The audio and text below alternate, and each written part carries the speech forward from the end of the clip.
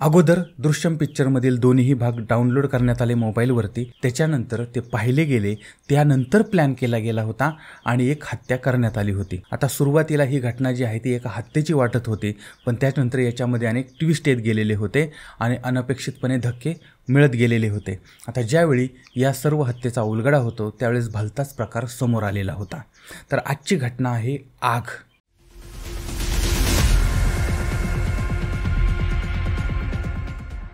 गुजरात राज्य आहे त्या ठिकाणचं पाटण ज्या भाग जो आहे त्या भागामध्ये म्हणजे त्या पाटणपासून साधारणपणे 15 किलोमीटर अंतरावरती जाखोत्रा नावाचं गाव आहे। आता त्या भागामध्ये एक परिवार राहतो आहे, त्याच्यामध्ये पती आहे, त्याचं नाव आहे सुरेश गेंगा भीमा, वय वर्ष साधारण 25-30च्या आसपासचं आहे आणि त्याच्या बायकोचं नाव आहे गीता भीमा, हिचं वय साधारण 23-25च्या आसपासचं आहे आणि काही वर्षापूर्वी यांचं लग्न झालेलं आहे। त्यांना एक साधारण 3-4 वर्षाची मुलगी आहे। अत्यंत सुखी संसार आहे, सगळं काही सुरळीत सुरू आहे असं वाटत होतं, सगळं गुण्यागोविंदाने चाललंय असं दिसत होतं।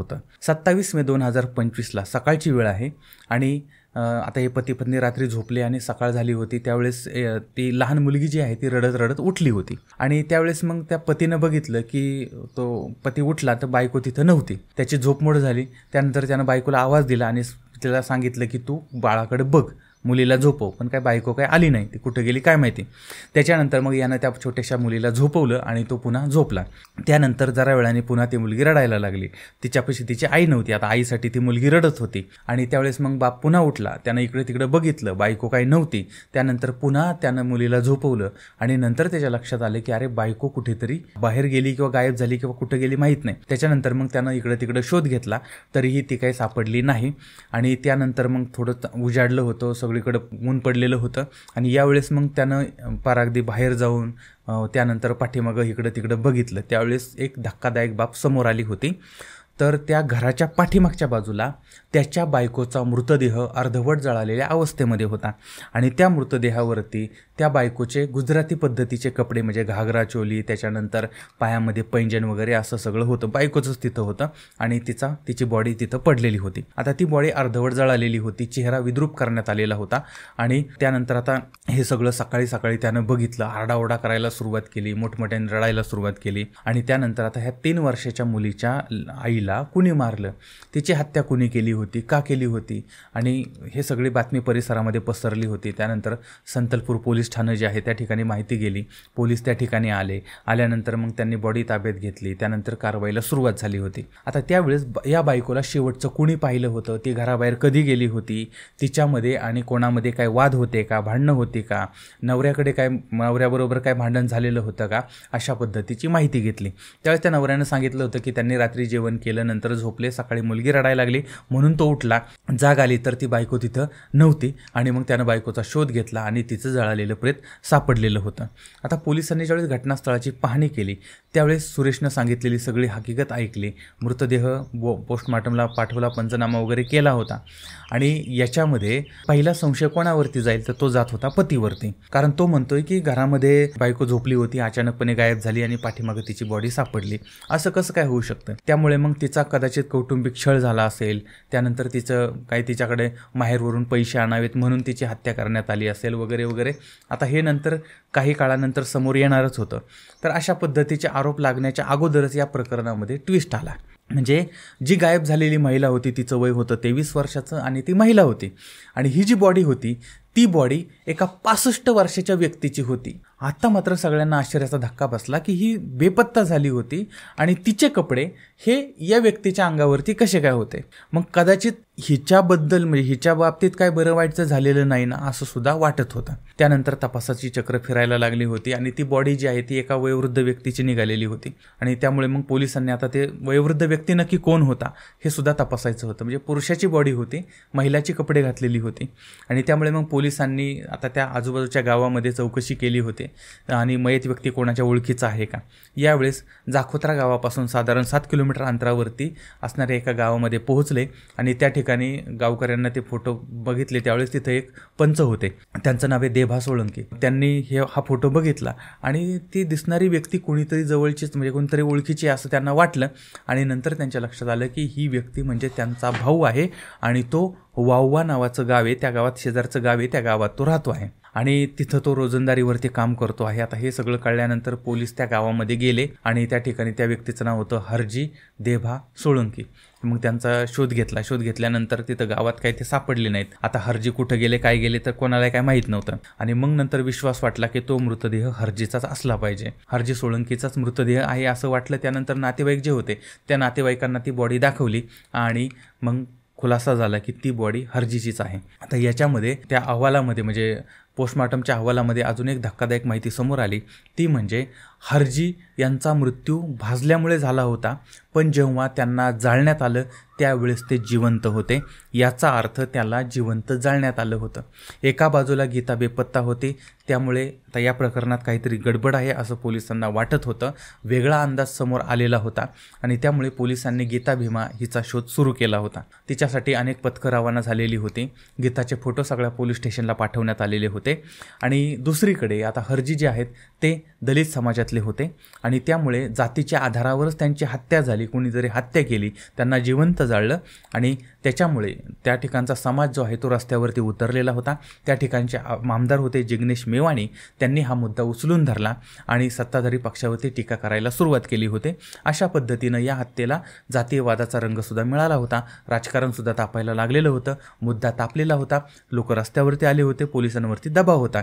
आता हे प्रकरण लवकरच उघड होणार होतं. पोलीस त्यामुळे संयमानं सगळ्या गोष्टी हाताळत होते आणि आंदोलनकर्त्यांनाही पोलिसांनी हाताळलं होतं आणि तपासही चाललेला होता.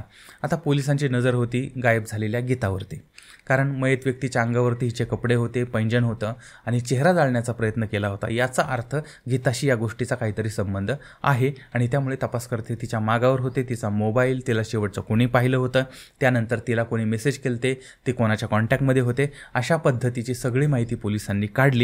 आणि 28 मे 2025 या दिवशी पहाटे पोलिसांना एक गुप्त माहिती मिळाली. गीता जी आहे ती एका तरुणाबरोबर ती पालनपूर या भागातलं रेल्वे स्टेशन आहे त्या ठिकाणी आहे. त्यानंतर पोलीस तात्काळ त्या ठिकाणी पोहोचले आणि सापळा रचला आणि गीताला ताब्यात घेतलं. तिच्याबरोबर ती एक तरुणसुद्धा होता. यांना ताब्यात घेतलं, इकडं आणण्यात आलं आणि विचारायला सुरुवात केली. त्यावेळेस तिनं जे सांगितलं त्यामुळे सगळ्याचा उलगडा झालेला होता. तर आता हे काय नक्की प्रकरण होतं तर ह्या सगळ्या प्रकरणामध्ये गीता आणि सुरेश हे पती पत्नी होते. त्यांचा संसार चालला होता. 3 वर्षाची मुलगी होती. सगळं काही आनंदामध्ये होतं, सगळं काही सुरळीत होतं. पण बऱ्याच वेळा काही लोकांना घरच्या अन्नापेक्षा बाहेरचं शेण खायला जास्त आवडतं आणि जर एखाद्या घरामधला एखादा पुरुष जर चुकीचं वागला तरीही घरातली महिला जी आहे ती सगळा संसार नीट सांभाळते. पण जर समजा बाई चुकीचं वागायला लागली तर मात्र या ठिकाणी तो पूर्णपणे संसार उद्ध्वस्त होऊन जातो. आणि इथं असंच झालं होतं, कारण साधारण 3 महिन्यापूर्वी ही जी गीता आहे त्या गीताची ओळख त्याच भागामधील भरत लुभा अहिर नावाचा एक 20-30 वर्षाचा 20-25 वर्षाचा तरुण होता. त्या तरुणाबरोबर झाली होती.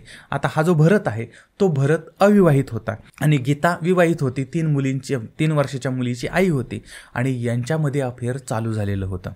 आणि 2-4 महिन्यामध्येच या लफडे करणाऱ्या लोकांची डोकी फिरलेली होती आणि या बाईनं त्या भरतबरोबर ती जोधपूरला पळून जाण्याचा निर्णय घेतला होता, प्लॅन केलेला होता. आणि 3 महिन्याच्या अफेअरसाठी ह्या 4-5 वर्षाचा संसार आहे ती मोडायला तयार झाली होती आणि पळून जायचं, कुणालाही सापडणार नाही अशा पद्धतीने जायचं होतं. आणि यामुळे यांच्या नासक्या डोक्यातून सडलेले विचार बाहेर यायला लागले होते. आणि यावेळेस यांनी त्यांच्या मोबाईलवरती दृश्यम चित्रपट अपलोड केला आणि तो त्या दोघांनी मिळून बघितला आणि तसा प्लॅन करायला सुरुवात केला होता. आणि त्याच्यामध्ये यांनी प्लॅन असा केला की तिचा नवरा जो आहे तो नवरा जेलमध्ये जाईल, त्याच्यानंतर ती जी आहे ती प्रियकराबरोबर ती पळून जाईल, म्हणजे तिलाही काही अडचण राहणार नाही, नवऱ्याचीही वाट लागेल आणि आपल्याला मस्तपैकी प्रियकराबरोबर ती राहता येईल. अशा पद्धतीचा हा प्लॅन हिने केलेला आहे. तर ह्या सगळ्यासाठी तिच्याच देहयष्टी असणारी एखादी व्यक्ती शोधायची, तिच्यासारखी उंची असणारी व्यक्ती शोधायची आणि तिची हत्या करायची, तिच्या चेहऱ्या वगैरे म्हणजे अगदी जाळून टाकायचा आणि त्यानंतर तिचे कपडे हे त्या व्यक्तीला घालायचे आणि आपण मेलोय असं दाखवायचं. अशा पद्धतीनं तो प्लॅन केलेला होता. आणि बऱ्याच वेळा काय होतं की बायकोने काही केलं तरी पण अनेक वेळा मग काही जर अशा घटना घडल्या तर त्या पतीला दोषी ठरवलं जातं आणि कायद्यानं मग तो दोषी ठरेल आणि जेलमध्ये जाईल वगैरे, अशा पद्धतीनं तद्दन फालतू प्लॅन या बाईनं बनवलेला होता. आणि आपल्या 3 वर्षाच्या मुलीचं काय होईल याचा सदा विचारसुद्धा हिनं केलेला नव्हता. तर कोणताही विचार न करता केलेला हा मूर्ख प्लॅन होता. आणि त्या प्लॅनप्रमाणे आता ह्यांनी एका व्यक्तीचा शोध घ्यायला सुरुवात केली होती की ज्याच्या पुढं मागं कुणी नाही आहे, तो एकटाच आहे आणि तो जरी गेला तरी कोणाला काही फरक पडणार नाही. तर अशी व्यक्ती एक सापडली, हरजी सोळंकी. आता हरजी जे आहेत ते वृद्ध होते, एकटे होते आणि ते छोटं मोठं काम करत होते, त्यांना प्यायची सवय होती आणि त्याच्यामुळे मग याच व्यक्तीला मारून टाकायचं आणि आपलं काम साधायचं असं हिनं ठरवलं होतं. आणि मग या दोघांनी त्या हरजी यांना जवळ केलं, त्यांना प्रचंड दारू पाजली, इतकी दारू पाजली की ते बेशुद्ध पडले. त्याच्यानंतर गीता जी आहे ती घरी आली आणि काहीच झालं नाही अशा पद्धतीनं कामाला लागले. आणि तोपर्यंत तो भरत आहे त्यानं त्या हरजीला, म्हणजे त्यांचं ते बेशुद्ध झाले होते, त्यांना गीताच्या घरामागं आणून टाकलेलं होतं. आता या सगळ्या काळामध्ये संध्याकाळ झालेली होती. नंतर गीतानं घरी स्वयंपाक बनवला, सगळ्यांना जेवण बनवलं आणि नवऱ्यानं जेवण केलं, मुलीनं जेवण केलं आणि ते झोपले. रात्रीचं झोपल्यानंतर मग ही परत घराच्या बाहेर आली. बाहेर आल्यानंतर पुन्हा त्या हरजीपाशी गेली, तिथं प्रियकर होताच. मग या मंडळींनी त्या हरजीच्या चेहऱ्यावरती, अंगावरती पेट्रोल टाकलं आणि त्याला जाळून टाकलेलं होतं. आणि त्यानंतर स्वतःचे कपडे वगैरे त्याच्यावर टाकले होते, म्हणजे घातले त्यांना, आणि पायातलं पैंजण वगैरे पण त्यांना घातलेलं होतं. आणि अशा पद्धतीनं त्या हरजींचा मृत्यू झाला होता आणि हे दोघंही तिथून पळून गेले होते. दोघं पळून गेले आणि पालनपूर रेल्वे स्टेशनवरती पोहोचले. आता तिथं गेल्यानंतर रेल्वेनं पळून जायचं त्यांनी ठरवलं होतं, पण त्यांची ट्रेन होती दुसऱ्या दिवशीची.